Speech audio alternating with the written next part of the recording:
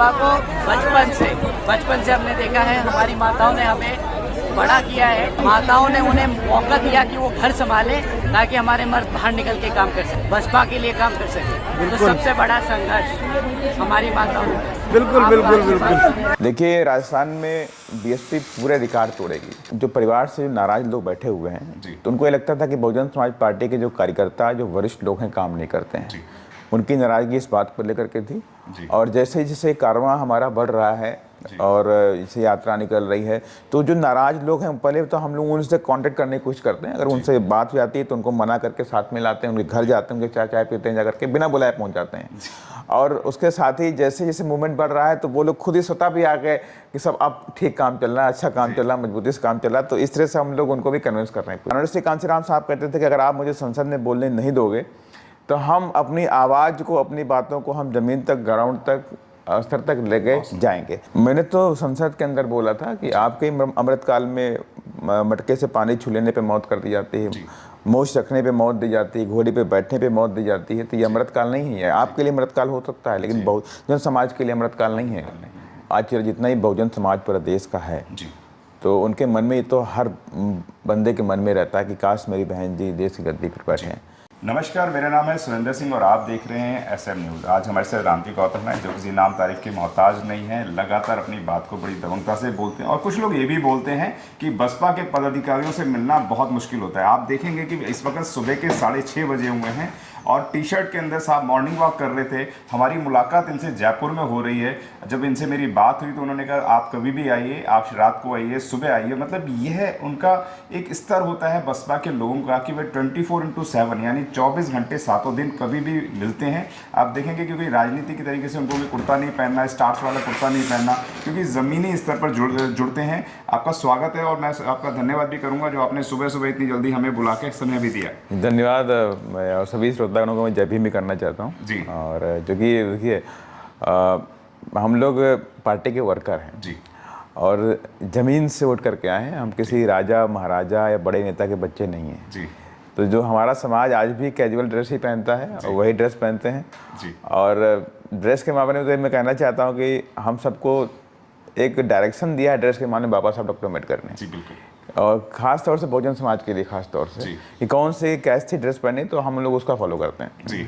आपके जब भाषण लोग देखते हैं तो दांतों तले उंगलियां दबा लेते हैं। ये जोश, ये ताकत कहाँ से आ गई है? जो आप रैली देख रहे हैं इस वक्त, पूरे देश के अंदर रैलियां चल रही हैं, बहन जी का तो आदेश है, पूरा श्रेय उनको जाता है कि किस तरीके से होना चाहिए। और आप आकाश जी को भी देखते होंगे जो वो प्रोटोकॉल को तोड़ते हुए भी लोगों से पाँव छूते हैं, माता बहनों के पाँव छूते हैं, लोगों से गले मिलते हैं। तो आप समझिए कि एक लंदन से पढ़ा हुआ बेटा आज इस समाज को मिल रहा है। सर, क्या कहना चाहेंगे, किस तरीके से तैयारियां चल रही हैं पूरी, इसके ऊपर थोड़ा हमारा दर्शकों को बताएं, आगे क्या रूट है और हमें क्या क्या मिलने वाला है समाज को इस रैलियों से?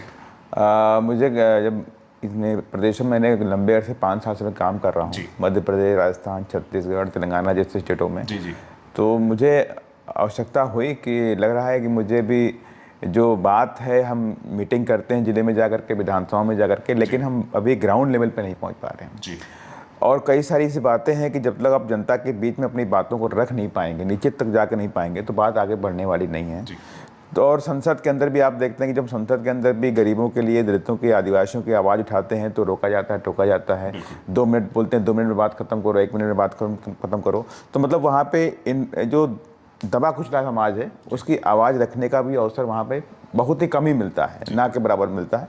तो मुझे लगा कि जब मनोज कांशीराम साहब कहते थे कि अगर आप मुझे संसद में बोलने नहीं दोगे तो हम अपनी आवाज़ को, अपनी बातों को हम ज़मीन तक, ग्राउंड तक, स्तर तक लेके जाएंगे।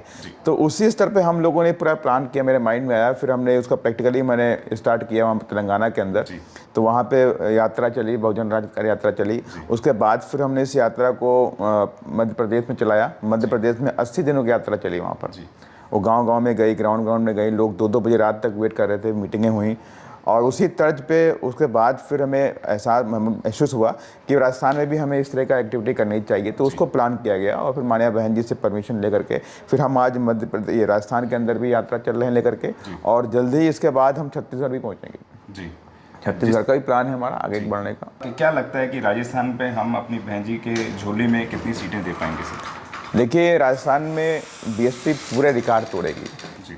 जो पहले जितना भी हुआ काम, मैं नहीं कहता काम नहीं हुआ, काम हुआ है, अच्छा काम हुआ है, लेकिन उन सब कामों को बहुत आगे काम इस बार हुआ है और हमें बहुत ज़्यादा उम्मीद है इस बार बहुजन समाज पार्टी को राजस्थान से और हम बहुत अच्छा भी करने वाले हैं। और ये आज यहाँ के जो लोग हैं, जो पॉलिटिकल जो अपना जो रखते हैं, एक्सपीरियंस रखते हैं, या मेन स्ट्रीम के मीडिया के जो लोग हैं, वो दबे पाँव फ़ोन करते हैं, बताते हैं कि बहुत अच्छा रहा है, बहुत अच्छा होने वाला है इस बार राजस्थान में, आप लोगों ने तो कमाल कर दिया। और ये नहीं, यहाँ पे इतना अत्याचार है, आप देखिए दलितों के बच्चों के साथ आए दिन बलात्कार, मर्डर, और बच्चियों के साथ मर्डर होने के बाद उसको तेजाब से जला देना, मतलब इतनी क्रूर घटनाएं होती हैं, उनको देख कर रूह कांप जाती है। आप कह रहे हैं कि रूह कांप जाती है और नरेंद्र मोदी जी बोलते हैं कि अमृतकाल महोत्सव चल रहा है।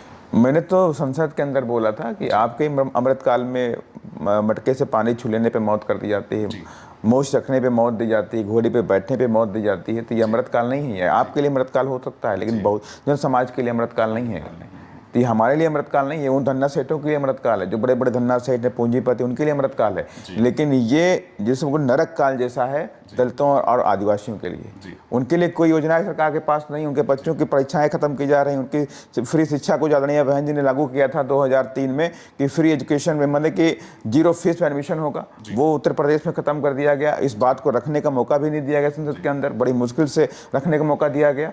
तो आज आखिर क्या चाहते हैं कि आज दलित है, जो आदिवासी, उसको और दबाया जा रहा है, देखिए उसके हक अधिकार छीने जा रहे हैं, संविधान को धीमे धीमे बदला जा रहा है, हर स्तर पे काम किया जा रहा है, उनके खिलाफ किया जा रहा है। जी सर, आगे तो आपने पहले भी स्टेटमेंट दिया है कि बसपा में जितने भी लोग हैं उनका स्वागत है, लेकिन कुछ बसपा से नाराज लोग भी चल रहे हैं, तो जो पारिवारिक तरीके से रुष्ट लोग हैं उनको क्या मनाने के लिए बसपा कर रही है? देखिए, जो परिवार से नाराज लोग बैठे हुए हैं, तो उनको ये लगता था कि बहुजन समाज पार्टी के जो कार्यकर्ता, जो वरिष्ठ लोग हैं, काम नहीं करते हैं।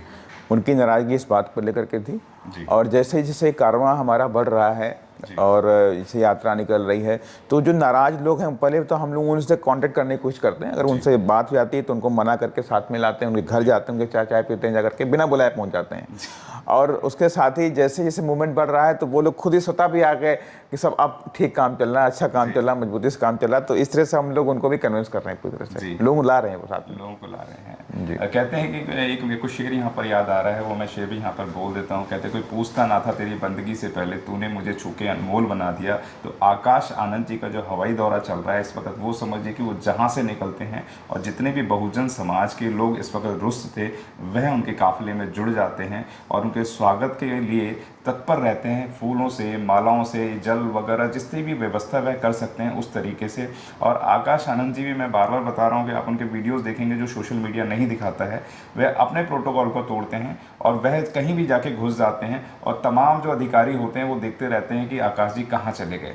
यह उनका दिल है। और कुछ लोग बोला करते थे कि लंदन का बच्चा किस तरीके से इस समाज से जुड़ेगा। आप समझिए कि उनके तमाम स्टेटमेंट्स को आप सुनिए, वन बाय वन उनके स्टेटमेंट्स को सुनिए। वह यही बोलते हैं कि मेरा समाज सबसे पहले है, समाज के हित की बात करते हैं और किसी भी विवाद से बचने के लिए वह अपने समाज की ही बात करते हैं, उसके अलावा वो कहीं भी बात नहीं करते हैं। सर, आगामी क्या रणनीति है वह हमें बताएं, क्योंकि अब कई प्रदेशों में लगातार चुनाव है। सर देखिए, आगामी रणनीति हमारी यह है कि अभी कल से धौलपुर से स्टार्ट हुआ है यात्रा, और ये कंटिन्यूस जा करके धौलपुर से होते हुए आज हम लोग करौली हैं, करौली से फिर हमारा भरतपुर है और दौसा, और फिर अलवर से सीकर, चूरू, झुंझुनू होते हुए गंगानगर, हनुमानगढ़, और फिर जोधपुर, जालोर, सिरोही से वापस आते हुए भीलवाड़ा, अजमेर से करके 29 तारीख को हम जयपुर में इसका समापन करेंगे। एक ग्रांड समापन होगा इसका, एक बड़ा समापन के रूप में करेंगे। और उसके बाद ही फिर ये जो यात्रा का जो दौर, सेकंड दौर है, फिर हम अगले टर्म में करेंगे।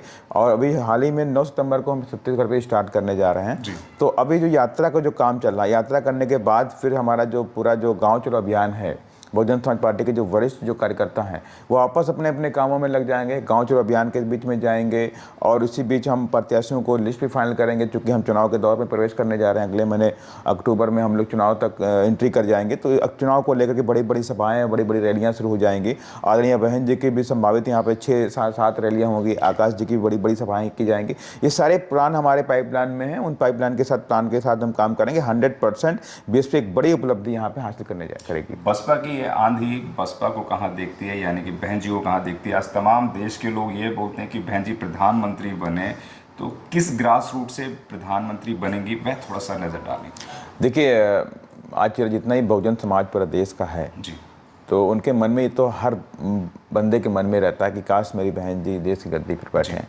तो सच्चाई देखिए है कि हम लोग चाहते हैं कि सभी लोग, लेकिन उस सपने को पूरा करने के लिए भी हमें उस सपने को पूरा काम करना पड़ेगा। अब्दुल कलाम जी कहते थे कि सपना देखना कोई बुरी बात नहीं होती है। आप सपना देखिए, लेकिन उस सपने को पूरा करने के लिए काम भी करना पड़ेगा, खुली आंखों से देखना पड़ेगा। तो उन्हें आंखों से हम लोग देख करके ज़मीनी स्तर पे काम कर रहे हैं। आपने देखा भी किस तरह से रात में 1:30 बजे हम लोग बैठ के मीटिंग कर रहे थे कि क्या प्लान कल का होगा, कैसे कैसे कहाँ मीटिंग की जाएंगी। इसको को लेकर पूरा रूट प्लान हम लोग कर रहे हैं, गाँव में जा रहे हैं, लोगों को जगा रहे हैं और पूरे बहुजन समाज को समझा भी रहे हैं कि जो केंद्र में बैठी सरकार, बीजेपी की सरकार हो या उससे पहले कांग्रेस की सरकार रही है, इन लोगों ने सिर्फ आपको लूटने का काम किया, आपके बच्चों को हक अधिकार देने का काम नहीं किया है।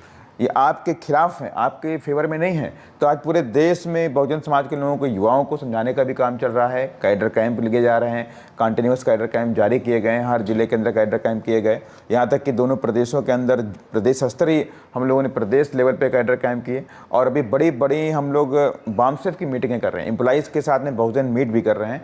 जो अभी 12 तारीख को हमने आंध्र प्रदेश के विजयवाड़ा में करी, तो उसमें करीब 3000 बामसेफ के लोग इकट्ठे हुए। उससे पहले 24 अप्रैल को हमने तेलंगाना बामसेफ करी, 8000 बामसेफ के लोग इकट्ठे हुए।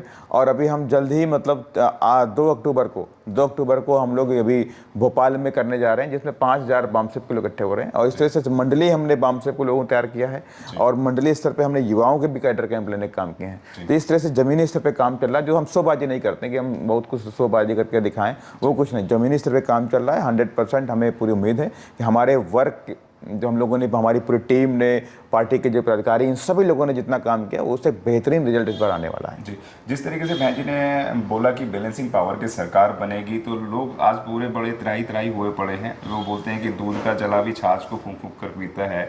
तो बहन जी के आने से एक देश को कैसी ताकत मिलेगी, वो सब देखना चाहते हैं, सुनना चाहते हैं, समझना चाहते हैं कि मतलब कौन सा परिवर्तन करेंगे। क्योंकि जिस तरीके से प्राइवेटीकरण है, रोजगार है, बहुत सारी चीज़ों को ख़त्म कर दिया गया है।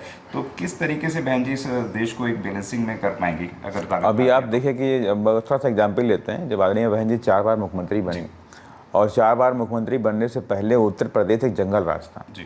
आए दिन मर्डर और फिरौती आए दिन हो रहा था, मतलब रेप, बलात्कार कंटिन्यूस हो रहे थे। और माननीय बहन जी के जैसे मुख्यमंत्री बने और माननीय बहन जी ने अपना जो शासन प्रशासन में पकड़ बनाई और उसके बाद गुंडे मवालियों को उत्तर प्रदेश छोड़ के भागना पड़ा। बहुत से लोग नेपाल भाग गए, बहुत से लोग गुजरात भाग गए, मध्य प्रदेश भाग गए, लेकिन उत्तर प्रदेश में कोई दिखाई नहीं पड़ा। यहाँ तक कि उत्तर प्रदेश के अंदर दंगा फैलाने की कोशिश की गई कि शायद विप का एक बड़ा नेता बोला कि हम उत्तर प्रदेश में आके तलवारें बांटेंगे। तो बहन जी का चैलेंज कर दिया कि अगर आपकी हिम्मत है उत्तर प्रदेश के अंदर घुस के दिखा दीजिए। तो शायद मेरी समझ से 5 साल उत्तर प्रदेश में हिम्मत नहीं जुटा पाए, आने भर के देखिए। तो जब माननीय बहन जी अगर देश की प्रधानमंत्री बनती तो आप सोचिए किस तरह का माहौल होगा। इस देश के अंदर जो अत्याचार होता है गरीबों के साथ में, आज आए दिन बलात्कार लीजिए, मर्डर लीजिए, सब गरीबों के लिए होता है। अमीरों के साथ कहीं कुछ नहीं हो रहा है, सिर्फ गरीबों के साथ होता है। और करने वाले कौन लोग? अमीर लोग। तो 100% मैं कहता हूँ कि आदरणीय बहन जी इन गरीबों की आवाज़ हैं, वॉइसलेस पीपल्स की वॉइस बहन जी। और जिस दिन माननीय बहन जी बन गई तो किसी की हिम्मत नहीं होगी कि इस देश को लूटने का काम करें। इस देश के जो मूल निवासी हमारे बहुजन समाज के लोग खास तौर से हैं, गरीब समाज के गरीब लोग हैं, उनके ऊपर अत्याचार कोई नहीं कर सकता। उसी दिन उनको आवाज़ मिल जाएगी। देखिए आपसे हमारे साथ रामजी गौतम जिन्होंने बताया कि जिस दिन बहन जी सत्ता में आती हैं उसी दिन से उनका न्याय मिलना शुरू हो जाएगा। कोई भी एट्रोसिटी नहीं होगी, किसी भी बच्चे के साथ ऐसा नहीं होगा कि उसको पानी पीने से हटाया जाए या किसी को मूंछ रखने पे मार दिया जाए या अच्छा कपड़ा पहनने पे उसको मारा जाए। क्योंकि बहन जी का ये इतिहास रहा है कि इस तरीके का लॉ एंड ऑर्डर होता है जिसको पूरा देश ही नहीं पूरी दुनिया सलाम करती है। अपोजिशन पार्टी वाले भी उसको ये एक्सेप्ट करती हैं कि अगर हमने लॉ एंड ऑर्डर देखा है तो बसपा सुप्रीमो बहन कुमारी मायावती का देखा है। 2024 में जनता को देखना है किस पक्ष में जाना जाती है। मैं आपका धन्यवाद करूंगा जो आपने से हम चर्चा में बात करी। Thank you sir. अगर आपने अभी तक हमारा चैनल सब्सक्राइब नहीं किया है तो सब्सक्राइब करें और घंटी का बटन बिल्कुल भी दबाना ना भूलें ताकि सभी लेटेस्ट खबरें पहुंच सकें आप पे सबसे पहले।